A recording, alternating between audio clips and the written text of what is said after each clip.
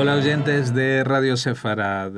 Hace 80 años, un 12 de marzo, entraban las fuerzas nazis de Alemania en Austria, pero a diferencia de otros países no eran recibidos como invasores, sino que eran bienvenidos. Y al día siguiente, un 13 de marzo, pues Austria se anexionaba, era parte ya de la Alemania nazi, lo que se llamó el Anschluss. Esto pasó hace exactamente 80 años, en el año 1938, y para hablar de ello hemos requerido la ayuda del historiador y profesor de Historia Contemporánea en Argentina, Ricardo López Gotti. ¿Qué tal, Ricardo? Hola, Jorge, ¿cómo estás? Muchas gracias por atendernos. Quisiéramos entender el contexto de lo que pasa, porque claro, hoy en día hay tantos países, especialmente estamos hablando, por ejemplo, de Polonia, Hungría, etcétera, que dicen, bueno, nosotros fuimos víctimas, fuimos invadidos por los nazis. A los austríacos esa excusa no les sirve demasiado, y es más, hoy en día han elegido a un gobierno que se acerca mucho a aquellas tesis, ¿no? Pero empecemos por aquella época. ¿Qué pasaba en el año 38?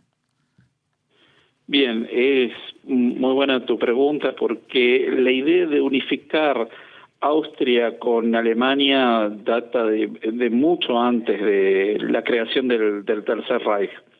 Ya a mediados del siglo XIX se venía discutiendo esta posibilidad del Anschluss y crear un solo imperio que unificara a todas las personas de habla alemana. Es decir, incluía, porque lo alemán se consideraba aquel que hablaba alemán, no existía el concepto de algo austríaco. Lo cierto es que después de la Primera Guerra Mundial incluso se barajó la posibilidad de hacer el Anschluss en 1919 con la desaparición tanto del Imperio Alemán como del Imperio Austrohúngaro. Contaba con el visto bueno de muchas fuerzas políticas, incluyendo la socialdemocracia, los partidos de izquierda, pero el Tratado de Versalles y el Tratado de Saint-Germain, que es el tratado con el antiguo Imperio Austrohúngaro, esos dos tratados de paz prohibían taxativamente la posibilidad de unificar a los dos países. Por consiguiente, se crea la República de Austria en 1919 y se convierte en un país que en realidad era parte de un viejo imperio disgregado, que era el Imperio Austrohúngaro, en el cual formaban parte no solo lo que actualmente es Austria, sino también Hungría, lo que después fue Checoslovaquia, parte de Yugoslavia, parte de Polonia y de Rumania, con lo cual la República Austriaca era étnicamente homogénea, eran alemanes, nada más, ya no había ni pueblos eslavos ni húngaros, y entonces sentía una gran simpatía por la idea de unificarse con Alemania. Lo cierto es que Austria, esta República Austríaca, nace muy débil y en un principio va a estar protegida por la Italia fascista. Benito Mussolini va a ser el gran garante de independencia austríaca frente a Alemania. Incluso en 1934 el partido nazi austríaco asesina al entonces canciller austríaco Dollfuss y Mussolini envía tropas para garantizar la independencia de Austria. Este panorama va a cambiar completamente en 1935-36, sobre todo porque la Italia fascista, más allá de la gran sintonía ideológica que tenía con el nazismo, lo que ocurre es que hay algunos episodios internacionales que hacen que la Italia fascista se vuelva cada vez más próxima a la Alemania nazi en términos de la diplomacia. Uno fue que en 1935 la Italia fascista invade Etiopía, con lo cual es duramente criticada y sancionada por la Liga de las Naciones. Y esto hace que Mussolini empiece a tener más simpatía por Hitler, que se había salido de la Liga de las Naciones. Y después, en 1936-37, Mussolini empieza a mandar señales de que él consideraba que Austria estaba dentro de la órbita de intereses alemanes, no austríacos. Lo que ocurre es que ya en 1937 también la Alemania nazi empieza a tener señales de la diplomacia británica de que el Reino Unido no haría absolutamente nada en defensa de la eventual independencia de Austria, ni de los Sudetes checoslovacos, ni de la integridad de Polonia. Es decir, todo lo que se encontraba al este, el Reino Unido no le prestaba la menor atención y lo transmitía claramente a través, por ejemplo, de quien después va a ser ministro de Asuntos Exteriores, Lord Halifax, transmitía claramente que ellos no se iban a preocupar por lo que estaba en el centro y el este de Europa, con lo cual lo que veía Hitler es que tenía prácticamente una vía libre hacia el este, más allá de las alianzas políticas y militares que tenía Francia, pero que tampoco estaba en condiciones de llevar adelante una guerra en ese momento con Alemania. Entonces ese es el contexto en el que se empieza a desarrollar la idea de el Anschluss, ya en 1938, y Hitler va poniendo una serie de condiciones cada vez más importantes a Austria. Él se reúne con el canciller austríaco Schuschnigg en febrero del 38 y le impone, por ejemplo, que su ministro de Seguridad e Interior sea un miembro del partido nazi, Seyss-Inquart. Entonces, es un poco raro, ¿no?, que un gobierno extranjero imponga ministros y además tenga un partido que esté permanentemente socavando la legitimidad del Estado. Bueno, también es bastante extraño que el jefe del país que impone eso, que era Alemania, era austríaco de nacimiento, Hitler. También, ¿no? Claro. Lo que pasa es que austríacos y alemanes no se consideraban parte de algo distinto, sino que por el simple hecho de hablar la misma lengua, bueno, pensaban que tenían que vivir en el mismo país. Lo que pasa es que acá no era solamente un país, era un régimen totalitario, un régimen político que claramente se iba a implantar en Austria. Austria no tenía una democracia en ese momento, también tenía un régimen autoritario, más bien próximo al fascismo italiano, no al nazismo. Lo cierto es que el canciller Schuschnigg acepta que Seyss-Inquart sea el ministro de Interior y de Seguridad, con lo cual no tenía manejo de su propia policía, el primer ministro, y lo que se va dando es una serie de sabotajes, saqueos, las milicias del partido nazi austríaco empiezan a cometer una serie de atentados que la policía no reprimía, hasta que el canciller austríaco Schuschnigg propone hacer un plebiscito el 13 de marzo del 38. En esa fecha se iba a votar si la población quería mantener una Austria independiente, y entonces ante este dilema, ahí es donde Hitler empieza a presionar fuertemente y amenaza con el uso de la fuerza, para decir, cancelen ese plebiscito y que Seyss-Inquart, que era el ministro de Interior, pasara a ser el canciller de Austria. Ahí se da una situación bastante tensa porque el ejército alemán empieza a posicionarse en las fronteras para una eventual invasión. Finalmente, el presidente de Austria acepta la imposición de Seyss-Inquart como canciller austríaco y aún así empieza la invasión el 12 de marzo del 38. Como bien decía, no fue una invasión, en realidad las tropas avanzan muy lentamente por la cantidad de gente que salía a recibirlos a las calles y las rutas.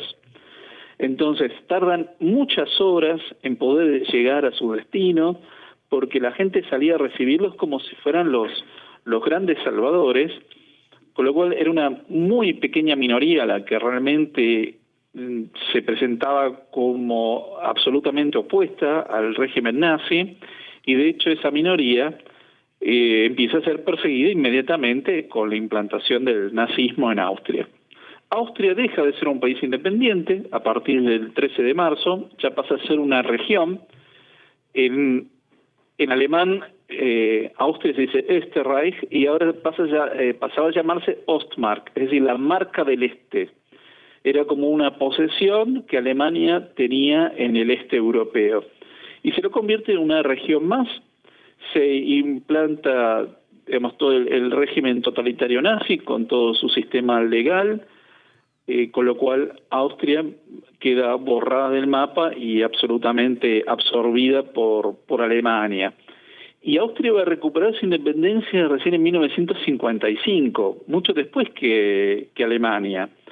Las tropas aliadas se retiran de Austria recién en 1955 y se da un proceso de división por áreas, igual que había pasado en Alemania, entre los 4 vencedores de la guerra: Estados Unidos, Unión Soviética, Gran Bretaña y Francia. Uh-huh. La verdad que es una historia asombrosa, ¿no? Y todo esto sucede antes de otros avances ante la mirada impávida de Inglaterra, como lo que mencionabas de los Sudetes, ¿no? Porque eso fue unos meses más tarde, creo, ¿no? En el 38 también. Exactamente. La ocupación de Austria puso en jaque a Checoslovaquia, porque Checoslovaquia, que era la única democracia en el centro de Europa, la única que sobrevivía, tenía 3 millones de alemanes viviendo en lo que se llamaban los Sudetes, las regiones fronterizas con Austria y Alemania, donde el 80-90% de la población era de origen alemán. Pero además, la ocupación de Austria pone en jaque a Checoslovaquia, porque Checoslovaquia había fortificado toda su frontera con Alemania, pero no con Austria. Entonces, si se daba una invasión alemana en el año 38, toda la frontera sur de Checoslovaquia con Austria estaba absolutamente desprotegida. Entonces, eso marcó una gran debilidad, una gran fragilidad para Checoslovaquia, que pide ayuda a Gran Bretaña y Francia, y son esos 2 países los que acceden a que Hitler ocupara los Sudetes, con un compromiso que era que se iba a mantener la independencia de Checoslovaquia residual, por llamarla de alguna forma, una Checoslovaquia sin los Sudetes. En marzo del 39, ¿qué hace Hitler? Invade lo que quedaba de Checoslovaquia y directamente también lo anexa. Lo que hoy es República Checa fue anexado como protectorado de Bohemia y Moravia, que ahí se empieza a ver cuál era su idea del laboratorio social, su plan de ingeniería social, porque hasta el año 38 lo que había invadido o, digamos, anexado a Alemania era la región del Saar, Austria, los Sudetes, que eran de población alemana. Lo que va a ocurrir cuando ocupe Checoslovaquia, las regiones de Bohemia y Moravia de Checoslovaquia, es que ahí empieza a incorporar población eslava. Entonces, había todo un plan establecido sobre cómo germanizar esa población, y aquellos que no pudieran germanizarse, se calculaba que 1/3 de esa población iba a tener que morir. Es decir, que ya en el año 38 se va viendo cómo se va aplicando toda la política de la limpieza étnica y la idea del espacio vital. Uh-huh. Bueno, respecto a estos, a los que no se podían germanizar, me imagino que uno de los primeros objetivos, aparte de los eslavos, eran los judíos. Tengo entendido que cuando llegó esta fecha que mencionamos del Anschluss, cuando oficialmente pasó a ser una zona de Alemania el 13 de marzo, pues que hubo inmediatamente atentados contra los judíos que vivían en lo que se llamaba Austria, especialmente en esa ciudad que era la capital del imperio, en Viena, ¿no? Claro, Viena tuvo una de las culturas más desarrolladas y vibrantes de Europa hasta mediados del siglo XX. Cuando uno piensa en grandes autores y pensadores como Freud, Kelsen, Mises, Hayek, Wittgenstein. Entonces, sí, realmente tenía o el propio una gran cultura. Sí, sí. Tenía una gran cultura Viena, era uno de los grandes centros intelectuales de Europa. Y todo eso queda barrido con la invasión alemana, con la implantación del nazismo. Se empiezan a encarcelar, es decir, todas las leyes de Nuremberg se aplican automáticamente en Austria. Y comienza la persecución de los judíos y todos los opositores políticos al régimen. Muchos judíos alemanes habían escapado a Austria y también muchos habían escapado a Checoslovaquia, con lo cual se iba dando esto de que iban escapándose y el régimen nazi iba ganando cada vez más terreno, con lo cual no había muchas salidas. Y recordemos también que en el año 38 se da la conferencia de Evian, en la cual los países de América, Francia, Gran Bretaña, en las colonias del Imperio Británico, se empiezan a cerrar ante la inmigración judía. Entonces era muy difícil realmente poder escapar a algún lugar que los recibiera con los brazos abiertos. E incluso en este mismo año 38, hacia finales, en noviembre, es cuando se da lo que se conoce eufemísticamente como la Noche de los Cristales Rotos, Kristallnacht, este pogromo que en general se asocia a Alemania, pero que también se desarrolló en Viena y en otras ciudades de Austria, ¿no? Claro, como era parte del Reich, se desarrolla en toda Alemania, pero creo que donde más fuerte se sintió rápidamente la implantación del nazismo fue en Austria, porque de alguna manera en Alemania se viene dando un proceso bastante gradual desde el año 33 en adelante. Mucha gente tuvo la oportunidad de salir en cuanto vio los primeros síntomas del régimen, pero en Austria fue de un día para otro, se implanta el nazismo. Más allá de que era evidente que en algún momento esto iba a ocurrir, pero la cultura judía en Viena estaba muy desarrollada y entonces fue un gran golpe para todos porque fue la destrucción de una de las culturas más cosmopolitas y desarrolladas de Europa Central. Vayamos un poquito adelante ahora en el tiempo. Cuando acaba la Segunda Guerra Mundial, cuando Alemania se rinde, ¿se vuelve a separar a Austria inmediatamente o cómo es este proceso?